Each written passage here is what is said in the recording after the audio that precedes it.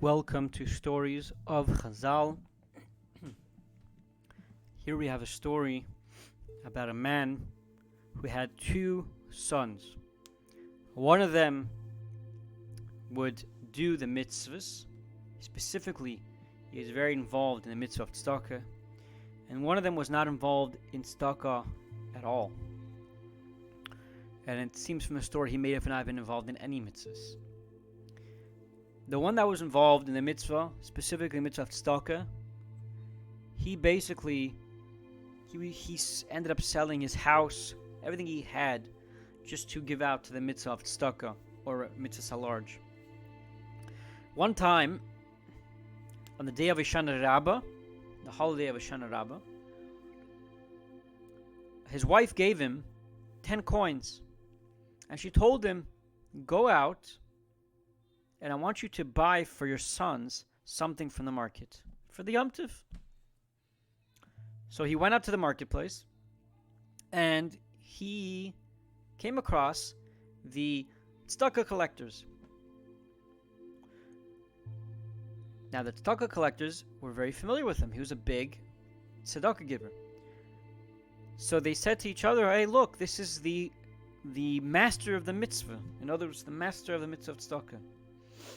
And they told him, give what you have for tzedakah, because we have an orphaned girl that we need to buy for her jewelry for Yom Tov, and we need money.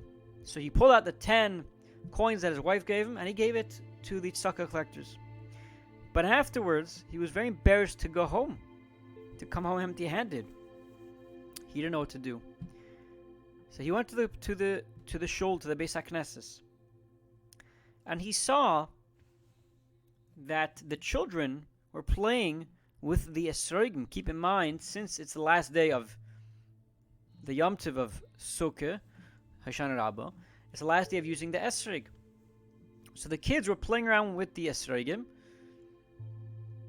and the esrogim they used to play around with the lovim even sometimes, esrogim, etc., and they would even eat them. So there were esrogim just going around everywhere. And he took from their esrogim, he filled it up with the sack, because they were just throwing them around.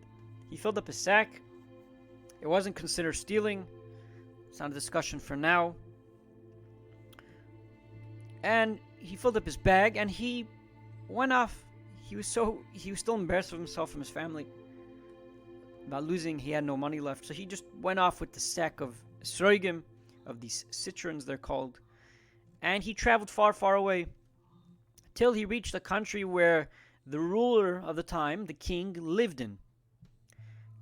And when he reached this country, it happened that the king was very sick. He had a lot of issues with his stomach, and he couldn't really find any solutions to it. But he had a dream at some point that in the dream they told him that the solution to your stomach issues will come from the esrogim that the Jews pray with on the day of Hoshana Rabbah. That's how you're going to be healed. Okay, so they were searching. So the king sent out his messengers, his workers, to go and find. They sent out boats. They could not find these esrogim. So what happened at some point was, eventually, they discovered this guy that was sitting with a sack. He was just lying on it. And they told him, do you have anything in that sack? It was this guy that we were talking about that ran away from his hometown. So this poor man said, I'm a poor guy. I don't have anything to sell you. So they said, we're going to look in your sack. We want to see what's in there. And they found it was full of esrogim. And they told him, what is this? You told us you have nothing. You have a lot of stuff in here. What is this? So he said, this is the esrogim that the Jews, they pray on a certain day called the Hoshana Rabbah with, including the rest of the Yom Tov. Nothing important.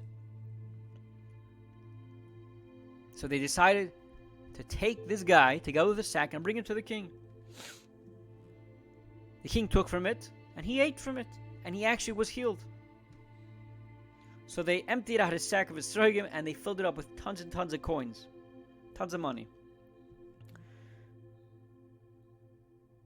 And the king told this man, if you have anything else you'd like to request, I want to fulfill your request. I'll do it. So he said, I have a request, yeah. I want you, I wish somebody could return to me everything, I got rid of when I was younger. I literally, I gave everything away that's stuck. I wish someone could fill in that void that was created. And also, send me home, and I wish, everyone could come out and greet me. And that's what happened. He fulfilled his wish. So when he reached back to the country, they sent him back home.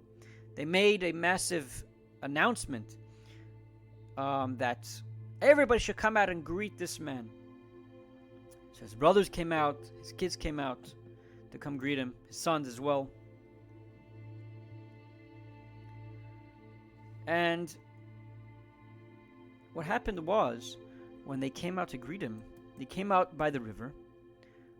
As they were crossing the river to come greet him, a massive wave came out, or something happened that it just washed away a lot of these people, and they ended up dying. And he ended up, as a result of that, because his brother died, he got himself a Yerusha, an inheritance which would have otherwise been his brother's. He ended up getting an inheritance from his brother, and he was very, very successful. So this was the brother, like we said before, that never did tzedakah even, or never even did mitzvahs possibly. He inherited everything that this guy invested in to create his wealth. So says the Medrash, this is what the pasuk in Iyov, what Iyov describes, that the action of man will pay him back, and like his path will find him. In other words, the path that this man took, the one that gave tzedakah, it found its way back to treat him well. But the other one who did not, his path found him as well at the end of his life.